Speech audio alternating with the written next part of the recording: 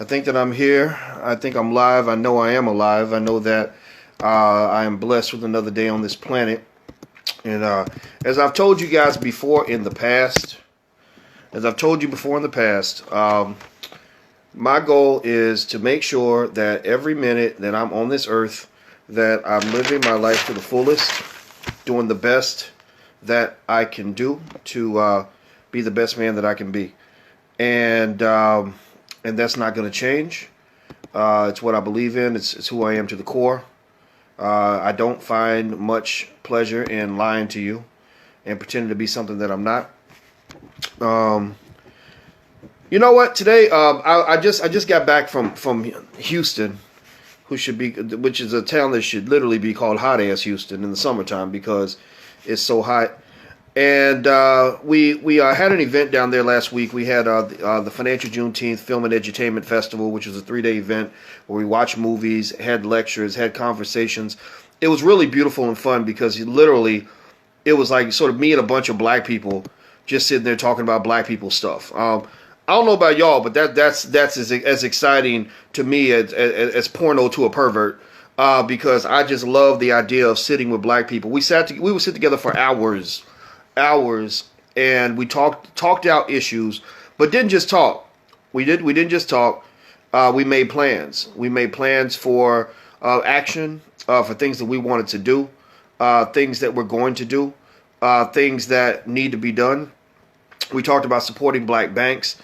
We talked about building the community. We talked about starting businesses. We talked about the fact that every black family in America should have a family business, and it actually relates to the topic that I'm hitting on today.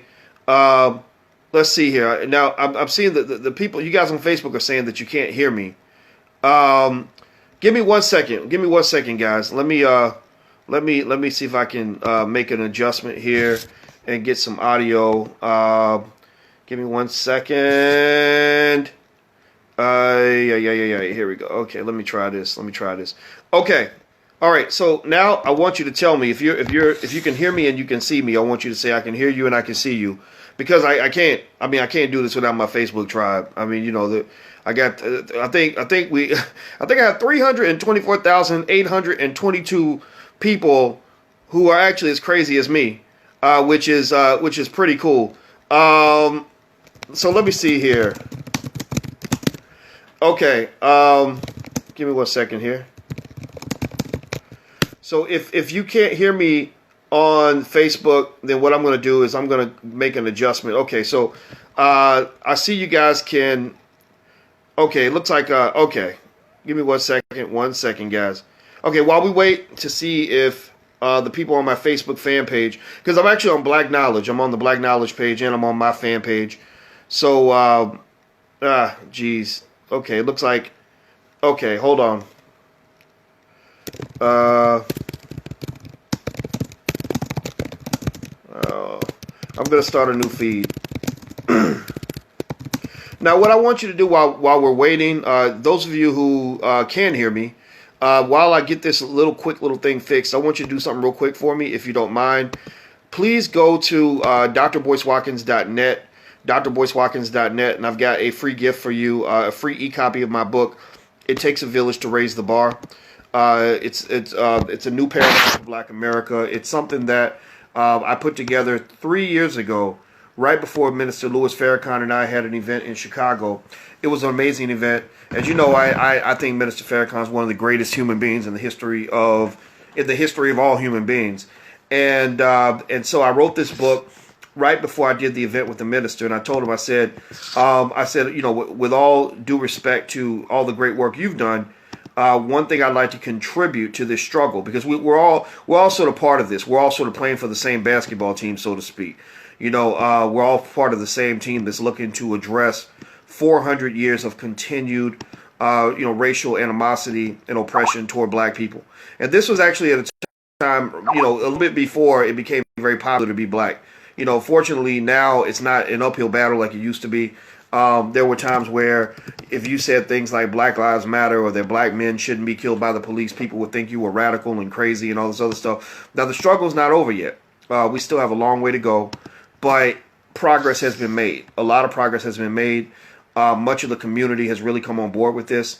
And the thing is, a lot of what I had been saying, and people like me, not just me, I'm not the only one, but a lot of hold on. Okay, I had an echo. Sorry. A lot of the things that people like me have been saying, we were able to say these things articulately. We've always had the data to support what we were saying. The problem is that, for many of us in the black community, there's sort of very general just lack of hope, lack of belief that we can ever actually stand up to the white man and stand up to the people that have hurt us and oppressed us and kill us and want to incarcerate us and want to exterminate us. There was a lot, sort of this idea that, like, yeah, what you're doing is kind of nice, but it really ain't gonna work. It's cute. It's really cool that you guys are trying to do this, but I would roll with you if I believed in what you were doing, but I don't believe in it, so I'm not going to really do that. Kind of like when Barack Obama first ran for president. When he first ran for president, black people didn't vote for him. This just shows you how trendy people can be, how fly-by-night people can be. But as soon as white folks started to believe in what the Obama was trying to do, as soon as he won Iowa, boom, that's when black people started jumping on board. That's when black folks, started running through like, yeah, yes, we can win this. Yes, we can. Yes, we can. But before that, they were like, no, we can't. So give me a second, guys. One last thing. If you have 1 second, please do this for me real quick. Hit the share button on this feed. If there's a share button and a subscribe button, hit both of those. Like, so if you are on Periscope, then just hit the subscribe button so that you'll know, so you'll hear a little tweet when I go live on Periscope. If you're on Facebook, please share it to your fan page so other people can join this conversation. The numbers matter. The numbers matter. Us reaching a critical mass in terms of conversations like this makes a difference in the world. It makes a huge difference. I can tell you right now, there are people that are trying to spy on these conversations. There are people very concerned about the fact that I'm talking to you. There are people that are concerned about black people sticking together. Black people sticking together has long been a threat to national security. It has been something that frightens people, and I want them scared to death. I want them scared until our last breath, because then at that point we're going to hand the baton to our kids, and our kids are going to be crazier than us. So you think that we're bad? Wait till you deal with our children and our grandchildren who are not born and raised with the same brainwashing that you put into us, that we have to fight against. Because any child of mine, any kid I mentor, is not going to be born that way. They're not going to be raised that way. They're not going to grow up with a fear of you. They're not going to be afraid of you because they have no reason to be afraid of you. In fact, and actually, before I even say this, let me type something in here. The other thing, too, is I want to tell you, if you guys want to follow me on text, you can actually text the word Boyce to 31996. So just text the word Boyce to 31996, and we can be connected via text message. I just want us to be connected all the time.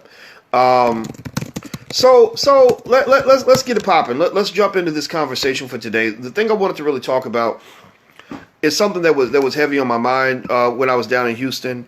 I was thinking about it a lot as I was meeting the beautiful black people down there, and kind of hearing their stories. And the funny thing about the racism in America is that we all go through the same shit. So many of us, millions of us, I can go into any room full of black people, and I could just, I don't even have to tell the full story. All I got to do is I could walk in the room and say something like, well, you know what happens on the job when you're black. And every black person in the room going to be like, yeah, I know what you're talking about. And the only black people who aren't going to get it are probably going to be black people who never had the misfortune of working for our oppressor. Those are the black people who won't get it. When I teach the Black Wealth Boot Camp, for example, at the beginning of the boot camp, I ask everybody, how many of you have endured workplace discrimination? And like 93% of the people say, I have. And it's unchecked. It's unaddressed. Because they don't care. I mean, nobody cares. Nobody, nobody's out here really helping to give you any sort of recourse. You complain, you try to go and you file the paperwork with human resources because you were raised to believe that if you behave, that you're going to be rewarded. As long as you remain silent to the oppression, they're going to take good care of you. And sometimes that's true. I've seen some black folks, I've seen some black people really do well by really sort of committing themselves to the system of white supremacy. Because here's the thing. Here's the interesting thing. This has taken me to the special topic of Judge Olu Stevens in Kentucky. Now, I'm going to tell you all about Judge Stevens in case you don't know him. But, there's no denying that these systems have a white supremacist foundation. There's no denying. All the data says it. That's not even a debate. If somebody wants to debate with you whether or not systematic racism exists, then you need to immediately walk away from that conversation. Don't even try to have the conversation, because you're clearly talking to an idiot. You're talking to somebody who has not been educated in this country, who has been so affected by the mental illness of racism that they're incapable of seeing the obvious. Just show them some data. You don't want to leave them totally uneducated. You don't want to leave them totally in the darkness of their ignorance. But just maybe give them some data. Maybe tell them, look, go do some research, and then later on we can come back and have a conversation. Because right now this conversation is above your pay grade. You're not prepared to have this discussion. It's not your fault. It's not your fault that this system left you in the dark. It's not your fault that you were never told about these things. It's just you're a lot like I was. When I was 18, I didn't know about the history that black people have endured in this country. I only learned it because I'm a black man, and I was in college. I had this really cool, very liberal, very interesting white professor who told us all the stuff that had been done to us. And I remember sitting in history class and him showing pictures of black people being lynched in places like Kentucky, the state I'm about to talk about now, not long ago. I'm talking about when my grandmother was a baby, like not that long ago, a couple of generations ago, where they would have lynchings of black people, black men hanging from a tree, balls cut off, and white people smiling for pictures with their children, with black people hanging from damn trees, with their testicles removed. It takes a special kind of savagery and mental illness to sort of, live in a culture like that, to be raised and sort of be brought to, to have your coming of age in a culture like that, right? And it's also very interesting that, just a couple of generations later, when many of these racist killings still take place, when much of this racism still occurs, when much of this racial discrimination is still happening, you still have these people who think you're crazy when you talk about it. It's almost like, and this was really true for mostly for celebrities and stuff like that. It was almost as if society, white folks, I'm talking about mainly white folks, mainstream white folks, will give them permission to talk about racism as long as you're talking about the racism of the past. If you talk about the racism of the present, then you get identified as a radical nigga, right? And the thing about it, the thing they don't understand is just the cycle of ignorance that they perpetuate with their children, because their children look as dumb in history as they did. You're going to look as dumb. History is going to judge you as harshly as your parents and grandparents, because you're doing exactly what they did when Dr. King and other people brought up some of these racial problems, right? When Dr. King brought it up, they were like, this ain't true. We don't have racism. We treat our niggas fairly, right? And of course, history judges them in a certain way. History says, what was wrong with y'all? Y'all crazy. What Dr. King was talking about was totally true. So now the children of the racists, the children of the white supremacists, Tariq used that term, the white supremacist, in the Hidden Colors 4, and I thought that was great, because that's his way of, that's how he stays out of the trouble that I get into. When I get in trouble, I talk about white folks. I talk about white America as a whole. He'll say white supremacists, because white people it allows them to disassociate. It allows them to say, well, I'm not white supremacist, so I'm going to listen to this conversation and learn something, right? Whereas I will actually point to different people and say, no, this disease of racism affects you too. It affects you too. And it doesn't mean I hate you. It doesn't mean that, doesn't mean I want to declare war on you, but it means that you need to have a conversation with yourself and with your people and ask yourselves, why are you doing this to other people? So he used that term, the white supremacist, and I thought it was great. And so, at the end of the day, I want to be careful. I don't want to lose my train of thought on this, but at the end of the day, I think that it's interesting that every generation we have the same pattern. Black people speak up about racism. White people get mad about it. Their children understand.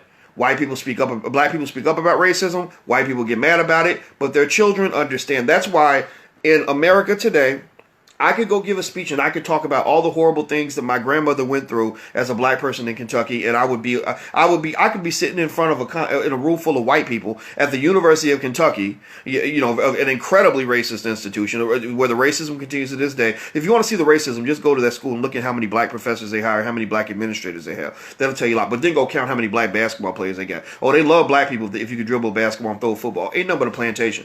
I could go give a speech to a room full of white people, even conservative white people, and I could talk about everything that happened in Selma. I could talk about marching with Dr. King. I could talk about how, how bad slavery was, and all this other stuff, and they'll applaud. And the reason they applaud is because what you're effectively doing, what they're giving your black ass permission to do, is to basically say, yes, things were really bad, but I applaud America because now things are so much better. Now we don't have that problem anymore. Now racism doesn't exist, and now I get to sit next to you and hold hands and drink iced tea and give you all my money by sitting at the lunch counter with you and all this other stuff. Now America's fine. America's good. Now we are the greatest country in the world because we got rid of all these racial problems that we used to have. They don't exist anymore. If I have that conversation, then I am the most highly sought after speaker in the world.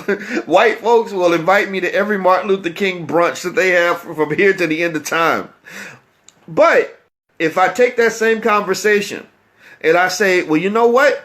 Some of what happened in the past was horrific. But you know what? There are still things happening today that link directly to the past. Why? Because cultural memory is a tough thing to erase. As much as you want to disavow your daddy and your granddaddy and act like you ain't got nothing to do with them, that's absolute, total, complete bullshit.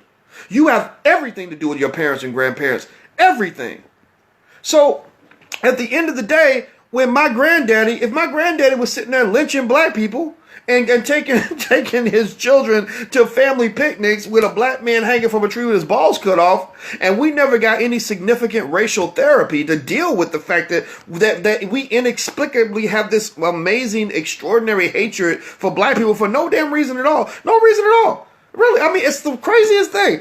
What do you have against me? You just met me, man. You don't even know me, but you want to kill me. That's sick. That's the mindset of some sort of serial killer. It's crazy. And if you haven't gotten any racial therapy in your family to change those traditions, then guess what? That those same attitudes are being passed down from one generation to the next. No different from the way they'd like to talk about us and talk about generations of welfare, the welfare cycle and all that. And y'all know that's real. I mean, you got families out here where it's like the grandmama, the mama, and the baby all on welfare together, right? Because it's just kind of like what they might want to do because that's all they know, right? Or families where you have generations of entrepreneurs. My mother was an entrepreneur. My grandmother was an entrepreneur. My great-grandfather was an entrepreneur. So I'm an entrepreneur. Those traditions pass down. The Jewish community, they have traditions. They have cultural memory that goes back thousands of years. So if you were to somehow talk about the Jewish community in 2016 and disconnect them from the Jewish community in 1608, you'd be sadly mistaken because they're deeply connected. So, long story short, when I'm looking at this what's happening in America, and I'm looking at what happened in Kentucky to Judge Olu Stevens, I'm gonna remind y'all who he is in case you don't know. A lot of y'all should know who he is. If you don't, I'm gonna give you a quick recap. Judge Olu Stevens, when I see what's happening to him, I see all of Kentucky's ancestors, all the racist ancestors in that courtroom with him. When they lynched this brother and humiliated him in public, made him apologize like a little boy, even though he did nothing wrong, all their ancestors were in the grave cheering. All the racist people who hung black people from trees, who built this horribly racist, unbalanced system that you pledge allegiance to every morning, they were cheering. They said, there you go. Put that nigga in his place. Let me tell you about Judge Olu Stevens. Before I get into that, if you haven't shared this, please share it to your page. I'd love for other people to chime in on the conversation. I'll jump in and answer some questions toward the end if you like, or maybe address some of your comments and stuff like that. So please share it. And also, if you haven't got a free e-copy of my book, It Takes a Village to Raise the Bar, feel free to go to drboycewatkins.net. That's drboycewatkins.net. Also, just so you know, we're preparing for the All-Black National Convention set to take place the weekend of September 16th in Atlanta. So even if you don't want the ebook, sign up at drboycewatkins.net so you'll be on the list so I can let you know as soon as tickets go on sale. They should go on sale within the next 48 hours. It's going to be 3 days of basically black people coming together and talking about our conversation. Having our conversation for 3 straight days. It's not like the Democratic National Convention where y'all get happy because they mention black people for 30 seconds, or the Republican National Convention where they got people like Stacey Dash and Ben Carson on stage saying stuff that doesn't make any sense. this is our discussion with real black people, and we've actually, and I decided to push forward with this because I had people telling me, Boyce, you need to do this. You need to make this out. I said, well, I don't really know. I'm not really trying to be into all of this, into politics and all that, but I feel like this is something that can be my contribution. So it'll be a place where you'll feel safe. It'll be a place where your conversations will be supported. We're going to have discussions on black men, black women's issues, why the police are killing our men, black economics, the educational system, why it's failing our kids, and how we can come up with solutions that are real. In fact, I got to find my contact for Minister Louis Farrakhan. I'd actually like to invite him. I've invited some others, but I think the minister would be appropriate for that. Bringing the minister into an event is it's hard work, though. You know, bringing him in is like bringing in President Obama, because his brother got security, and they're going through the venue the day before, making sure that everything is, that nobody planting a bomb in the building, and, you know, all kinds of stuff. So bringing in the minister is hard work, but I'm gonna ask him if he'll join us, and I hope he will. I'm also gonna reach out to Cornel West as well. Anyway, okay. So here's Judge Olu Stevens in a nutshell. Let me break down Judge Olu Stevens right quick for you, for those who don't know. Judge Olu Stevens is a Morehouse man. His wife is a doctor. She went to Johns Hopkins University and also Spelman College for undergraduate. Judge Stevens has 2 children. I think they both go to Morehouse and Spelman. Judge Stevens is not your average person, period. Not your average human being. I'm going to say not your average black man, just not your average person. He's very intelligent. He has a really authoritative voice. You know, when he talks like this, and it sounds the way a judge should sound. He sounded like that when he was 30 years old, and it was really interesting to see that. But anyway, but he's a sharp dude, and basically sometimes the struggle calls you. Sometimes you get called into something, and basically he was called into battle on this issue of what I refer to as Jim Crow juries. What's a Jim Crow jury? A Jim Crow jury is a jury that's basically all white that is used to convict black defendants. A jury that's all white that's used to convict black defendants. Every legal study known to man pretty much says, now I see somebody saying ignore the trolls. I ignore trolls anyway. I didn't even see the trolls. I mean, now you brought them up. Now I know that they're there. Now I'm looking for them. But no, in all seriousness though, the trolls don't matter to me. If you do what I do, your life is filled with trolls. I got more trolls than I got friends. So I need the trolls to be my friends, because if it wasn't for the trolls, I wouldn't have no friends. Anyway, so anyway, moving on. You know, so you have all these all-white juries. It happens a lot in Kentucky, where all-white juries are sending black defendants off to prison. And basically, even though there were legal cases, I'm not a lawyer, but there's a case, I think it was Batson. I think it was like a Batson version. It actually happened to occur in Kentucky, ironically. And this case that went to the Supreme Court basically said that you can't use race as your reason for a preemptive strike, that you can't use race as a reason that you take somebody off the jury. Now, here's the thing. They didn't set up this law or this precedent in a way that was without loopholes. So what happens in court? I mean, most of y'all know, if you've ever, if some of y'all are attorneys in here, and you know that in many of these cases, if you're black, they're going to find a reason to take your ass off the jury. And don't let yourself be black and radical.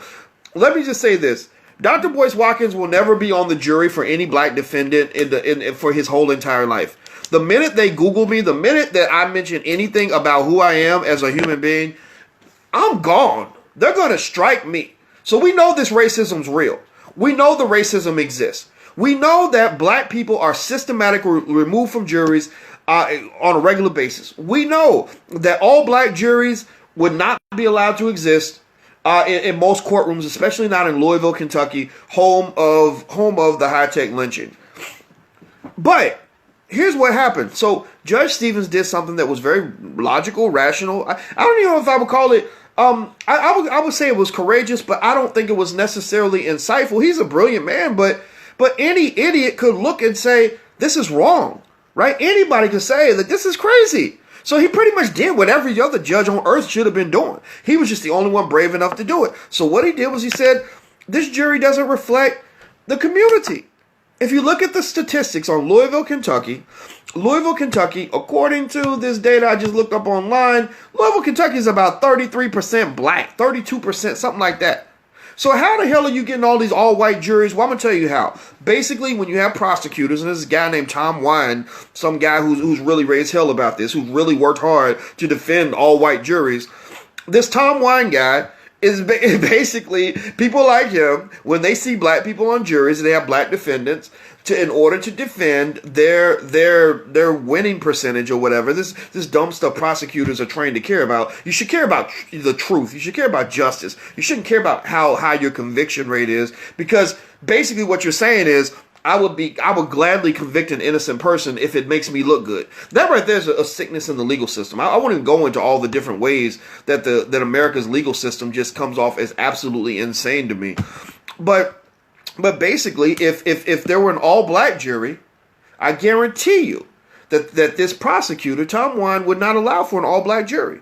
He wouldn't allow for one. But yet he will fight for an all-white jury. So if you had a jury full of black people, he would say, "Oh no, this ain't cool. We gotta fix this. This ain't right." But you let the jury be all white. He's like, "Thank you, Your Honor. Wonderful decision. This is a great jury. This is a fine jury of our peers, right?" So in this system, the same reasons they would strike me for being, too radical or speaking too much of the truth, it's interesting that they won't strike a white man for being too extreme, too committed to the lie. They'll strike me for being too committed to the truth about race, but they won't strike a white man for being too committed to the lie. And this is the problem that you're dealing with. I saw, so here's how it went down. So basically, from the very moment that this judge started speaking up on these issues, the lynch mobs have been coming. This guy Tom Wine, the prosecutor, who happens to be a member of the Democratic Party, which is real interesting. But I've been telling you about the Democrats. They don't really care anything about you. I mean, seriously. I mean, it's really a beautifully structured plantation that they kind of keep you on.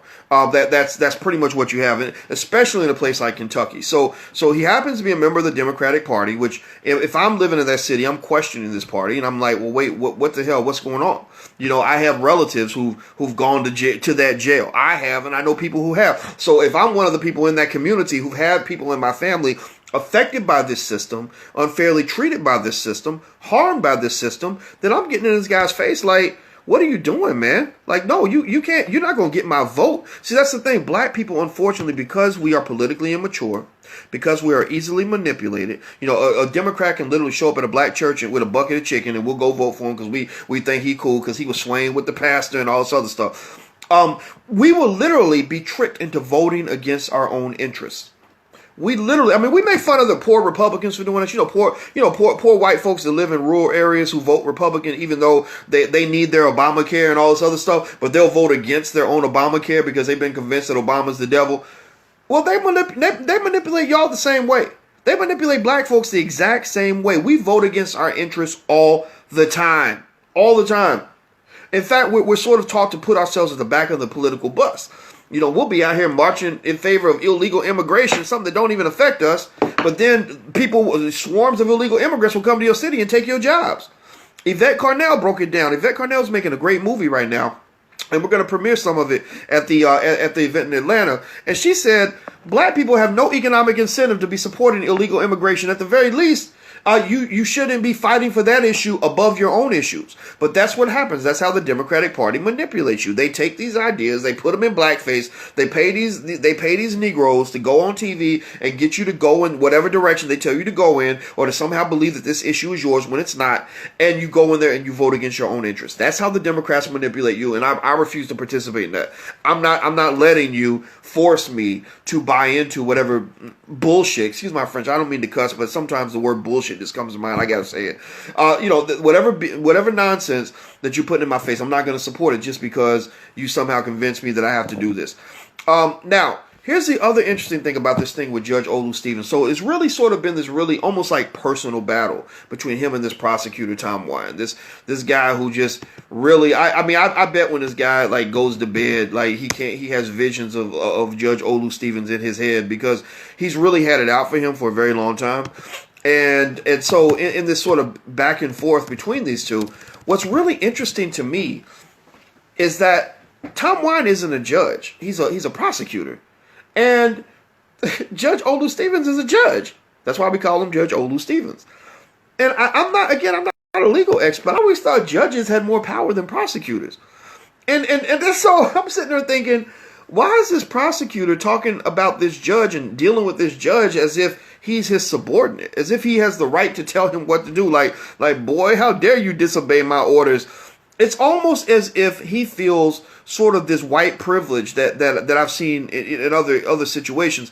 This white privilege that leads him to feel that even though this judge has some kind of judicial authority over him, he's got the whole system at his back. It's his system, right? And you know what it reminds me of? Here's what it reminds me of. This is probably why it irks me a little bit. When I used to teach at the University of Kentucky in that state, and Judge Olu Stevens' situation is exactly why I left Kentucky and why I ain't moving back. And I remember sometimes if you'd be the teacher, right? So you're supposed to have the authority, but you would have these white kids in class, your students, that would challenge you as if they were your boss. I went through that in Kentucky. I also went through that at Syracuse University. And I remember thinking, this is the weirdest thing. This little white kid is talking to me like I work for him. I don't work for you. And so I can only imagine that Judge Stevens, that his whole demeanor was incredibly problematic for the racist people that were attacking him.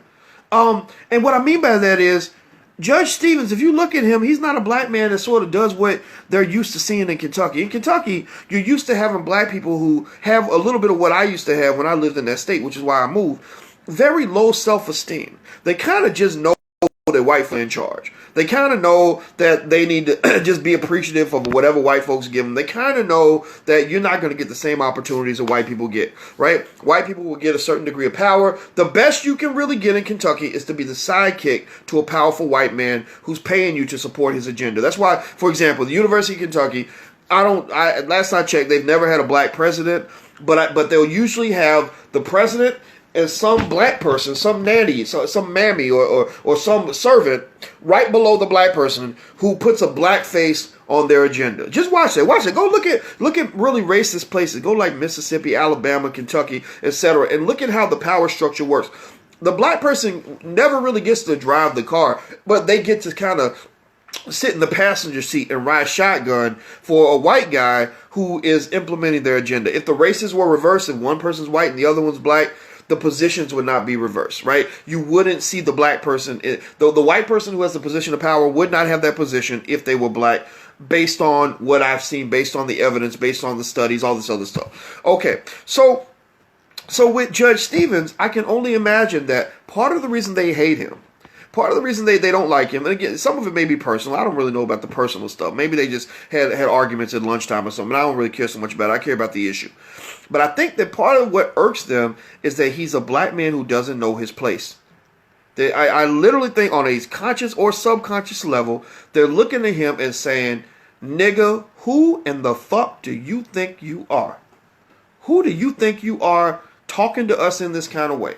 I mean, if you saw Judge Stevens in court, if you've ever seen Judge Stevens in court, he's very authoritative, and he got that voice. I told you, he got that big booming voice, that's real deep, and it's like you better sit down because my voice is so deep. And he's very articulate. He dresses like nothing I've ever seen, and I've been out making movies in Hollywood, and I ain't seen nobody in Hollywood dress as nice as Judge Stevens. So he has a kind of ownership over who he is, over his personhood, that you don't see in Kentucky. In Kentucky, a lot of the black folks I used to know, walk with their head down, kind of hoping for a white man to give them an opportunity, like, yes, sir, no, sir, and ooh, I appreciate you so much. Thank you, sir, for giving me the chance to da-da-da. Just very, very sort of, again, knowing their place. They just kind of know that black people can't get away with certain things. So I think that might have been part of what fascinated the black people, but also infuriated the white people. In a way, another famous black person from Kentucky, from Louisville, Muhammad Ali, had the same issue. He wasn't bowing, he wasn't shucking, and jiving. That's why when he came home with his Olympic gold medal, and they said, well, you might have a gold medal around your neck, boy, but you still a nigga as far as we're concerned. They wouldn't let him go to certain restaurants. They wouldn't let him participate in certain things. That's why black people were fascinated with him. White people were infuriated by him. And again, once again, I'm telling you, any good white person trying to listen to this, any white person who's really trying to get it, who's really watching this with an open mind, I need you to understand that you're really just repeating what your ancestors have been doing for hundreds of years. You're just doing the same thing. So if you want to get on the right side of history, rather than getting mad at somebody like me for what I'm saying, you need to listen. You really need to listen, because I'm really breaking you down in a way that's probably making you mad. But when you really look at the data, look at the evidence, you're going to see that there's a pattern here. That when black people sort of have an ownership over who they are, when they have when their self-esteem is intact, when they challenge you on your bullshit, when they speak up to you, when they confront you in a way where their head is up and they're not looking down at the floor, you get very upset. My good friend, Nomalanga Mushali Moses. Nomalanga, again, Judge Stevens, in case you guys don't know, his family, I believe his family's from a part of Africa. I can't remember which part, though, so I don't want to say it wrong, because Africa is a big continent.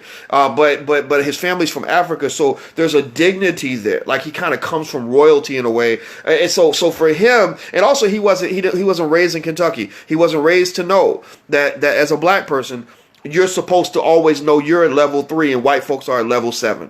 Like, he wasn't raised that way. He's like, well, no, I'm at level 10. The rest of y'all are at level 7, right? So he's got that about him. So with Judge Stevens, what I kind of see is I sort of see this guy who just, who reminds me of Nomalanga, because Nomalanga's the same way. Nomalanga's from Botswana.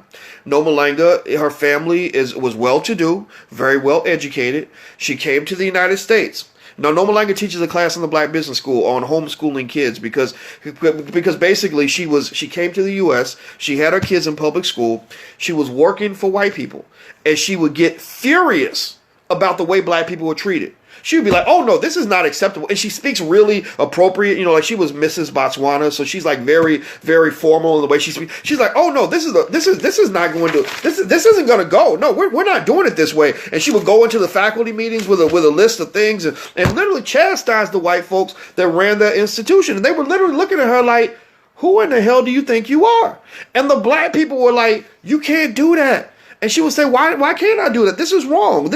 I'm not used to this. Again, people who aren't used to racial disparities have a very hard time absorbing that stuff. So really, typically, people in Kentucky, white folks in Kentucky, in a place like Kentucky, they tend to only want to hire black people who've been trained to know their place.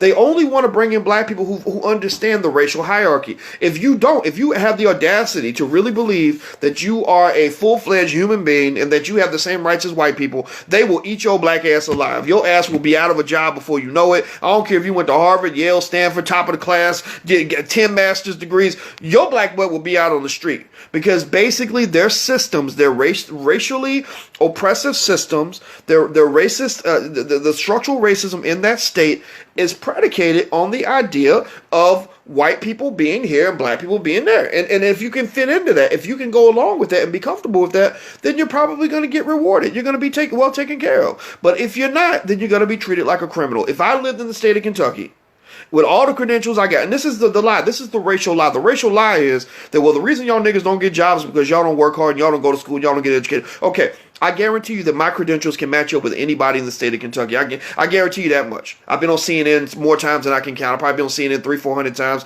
I've been, I got PhDs, master's degrees. I was teaching college at the age of 22, had straight A's. I was a top student in my class. All of that stuff. Any little thing you want to put on a piece of paper to prove that you're somehow better than other people, I could probably match up with you pound for pound. But I guarantee you this. If I were in the state of Kentucky and I were either in politics or business, I probably wouldn't have a job. I would probably be booted out of whatever system I was in, because black people like me don't fit into white supremacist systems. We don't fit. And here's the other interesting thing. This guy, this ridiculous prosecutor in Louisville, Tom Wine, they really put my brother Olu's testicles in a sling. I mean, it made me feel kind of bad. I mean, the statement, when he read this statement, I can just tell you like this. I don't believe he believes a word of what he read. I believe he read it because he had to. Go read his statement. It's kind of sad. It broke my heart to see him have to read it, but I understand. He has to keep his job, and maybe he's better being in the system than outside it. I don't know. I don't even know if they're going to really let him actually operate anymore. I think he's been suspended without pay for the next 3 or 4 months, something like that. I don't really think that. I think they're going to try to put a leash on him. They're probably thinking, how do we put a leash on this nigga so that he cannot get out of line in the future? So even him still being in the system, I don't even know what good that really does for him or the community or anybody else. But again, I'm not judging his decision to read the statement at all. I'm just saying that I'm just calling it like I see it. But, I can just tell you that, basically these systems just got Tom Wine. He's all sensitive about being called a racist because he literally made Judge Olu read this statement like I do not believe Tom Wine is a racist and blah blah blah blah. And I'm sure they just I'm sure they wrote that part of the statement and forced him to read it in order to keep him from being kicked off the bench entirely. But the funny thing is that you are a racist, Tom Wine. I mean, the reason that this prosecutor clearly is a racist is because he went out of his way to defend a clearly, undeniably racist white supremacist system. When you will fight to the ends of the earth to defend white supremacy, then you are a white supremacist. All the data clearly show, beyond any doubt, that Kentucky's criminal justice system is a racist system. It is a system in which African Americans are disproportionately convicted. They're disproportionately sent away to these concentration camps y'all call prisons. This is our Holocaust, y'all. The only difference is that this is actually worse than the Holocaust that occurred in World War II. So you see this system that every analyst on earth, any logical political scientist, any group of criminal justice experts could look at this system and clearly say without any doubt whatsoever that it is white supremacist on every measuring stick that you can come up with. And you are out here attacking a good man, attacking a hardworking man, attacking a man who spoke the truth, and going to the ends of the earth to defend a clearly racist system. If you will put everything on the line to defend racism, then I'm sorry, man. You ain't nothing but a racist. I mean, you're Bull Connor's grandson, dude. Seriously, that's what you are. That's what you represent. But then again, maybe, I guess common sense is radical. So I'm sure that there's somebody who's furious that we're saying these things because clearly something's wrong with us. I mean, how dare y'all? In fact, I don't know if y'all know this, and I have to look up the word, but I'm gonna tell you how screwed up the descendants of the people who created these systems were. Let me tell you how crazy they were. Did y'all know that there was actually a mental illness that trained and educated psychologists defined? They literally defined a mental illness that black people had when they had the audacity to believe that they should not be slaves. They literally had a mental illness for it. They defined it as a mental illness. They said, if you believe that you should be free, if you believe you should be equal to whites, then you're mentally ill. That's how ridiculous these people are, and these are the systems that they're defending. Instead of breaking down the systems, drapetomania, D-R-A-P-T, right? Is it mania or drapetania? Anyway, the way it's spelled here by Kim is D-R-A-P-E-T-A-N-I-A. So you can look it up. I assume he spelled it right. I thought it was a mania as opposed to the last four letters of ania, but it doesn't matter. Basically, that's what happens. But that's what happens when you kind of have your mental illness diagnosed by people who are mentally ill. Then ultimately what becomes normal is crazy, and what's crazy is normal. And that's the America that you live in. Everybody sees it but you. I mean, seriously. Everybody sees it but you. All around the world, the United Nations, all kinds of countries, whenever the United States goes out and tries to call out another nation for human rights violations, do you know what they say? Do you know what they say? They say, look at the way y'all treat black people. Who the hell are y'all to tell us what to do? Look at the way you treat black people. They literally say that. And the only reason y'all don't know it is because they don't educate y'all about this. A lot of y'all are distracted by nonsense. You're distracted by Lil Wayne's latest album, or what Kim Kardashian is singing, or Beyonce's Lemonade, or whatever. Those are the things that y'all pay attention to, and you're not paying attention to what's happening in the global community. Another thought that I had, and by the way, as we move on, do me a favor real quick. If you're on social media, please hit the share button. Also, if there is a subscribe button, please subscribe. If you want a free e-copy of my book, It Takes a Village to Raise the Bar, you can go to drboycewatkins.net. So go ahead and share this. If you're on Twitter, share it with your Twitter friends. I see on Twitter it's like a battle between the good black people and the racist trolls. I love that. So go ahead and have your Twitter battle. Just keep fighting. I mean, it is what it is. The trolls have a right to speak too. So that's the thing. I think that's what makes me different from certain people that I see who do what I do. I'm not really threatened by ideas that differ from my own. I'm not threatened by a troll who might have something negative to say about me.